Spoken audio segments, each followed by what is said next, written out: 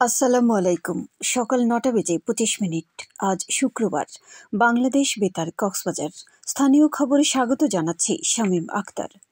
এসো দেশ বদলাই পৃথিবী বদলাই এই স্লোগানে কক্সবাজার জেলা তথ্য অফিসের উদ্যোগে বিজয়ের উল্লাসে তারুণ্যের উচ্ছ্বাসে শীর্ষক আলোচনা সভা অনুষ্ঠিত হয়েছে। গতকাল কক্সবাজার পলিটেকনিক্যাল ইনস্টিটিউট সম্মেলন কক্ষে তারুণ্যের উৎসব উদযাপন উপলক্ষে এই আলোচনা সভা অনুষ্ঠিত হয়।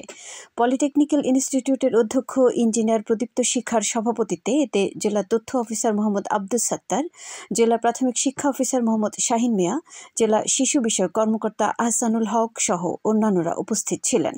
এতে বক্তারা বলেন, বৈষম্যহীন এবং তারুণ্য নির্ভর উন্নত ও সমৃদ্ধ আগামীর বাংলাদেশ গঠনে তরুণরা নিজেদের যোগ্যতার স্বাক্ষর রাখবে।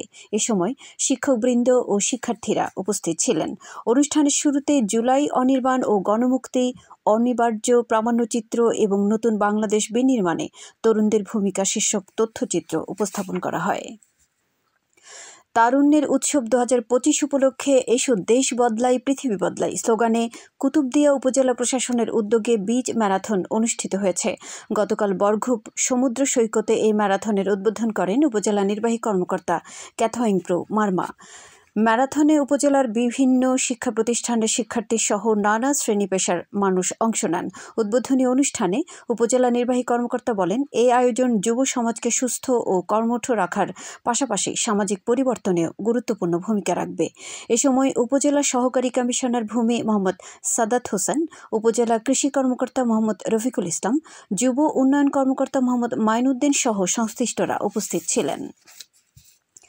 মহেশখালী উপজেলা আইনশৃঙ্খলা কমিটির নিয়মিত সভা অনুষ্ঠিত হয়েছে। উপজেলা প্রশাসনের আয়োজনে গতকাল উপজেলা পরিষদ মিলনায়তনে অনুষ্ঠিত সভায় সভাপতিত্ব করেন উপজেলা নির্বাহী কর্মকর্তা মোহাম্মদ হেদায়েতুল্লাহ। এ সময় উপজেলা সহকারী কমিশনার ভূমি দীপক ত্রিপুরা, উপজেলা স্বাস্থ্য ও পরিবার পরিকল্পনা কর্মকর্তা ডাক্তার মোহাম্মদ মাহফুজুল হক, থানার অফিসার ইনচার্জ মোহাম্মদ কায়সার হামিদ ও নৌবাহিনী মহেশখালী উপজেলা কন্টিনজেন্ট কমান্ডার মাহমুদুল হাসান সহ সংশ্লিষ্টরা উপস্থিত ছিলেন। সভায় বক্তারা বলেন, উপজেলার আইনশৃঙ্খলা পরিস্থিতির উন্নয়নে সবাইকে আন্তরিকভাবে দায়িত্ব পালন করতে হবে। কুতুবদিয়ায় উপজেলা প্রশাসনের উদ্যোগে দুস্থ ও অসহায় পরিবারের মাঝে শীতবস্ত্র বিতরণ করা হয়েছে। গতকাল স্থানীয় হাই স্কুল মিলনায়তনে জেলা পরিষদের সহযোগিতায় প্রায় শতাধিক পরিবারের মাঝে শীতবস্ত্র বিতরণ করা হয়।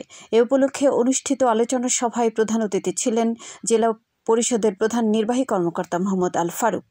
উপজেলা নির্বাহী কর্মকর্তা ক্যাথওয়িং-প্রো মারমার সভাপতিত্বে এতে সহকারী কমিশনার ভূমি সাদাত হোসেন, থানার ওসি, উপজেলা কৃষি কর্মকর্তা, বিদ্যালয়ের প্রধান শিক্ষক সহ সংশ্লিষ্টরা উপস্থিত ছিলেন। পরে অতিথিবৃন্দ শীত বস্ত্র বিতরণ করেন।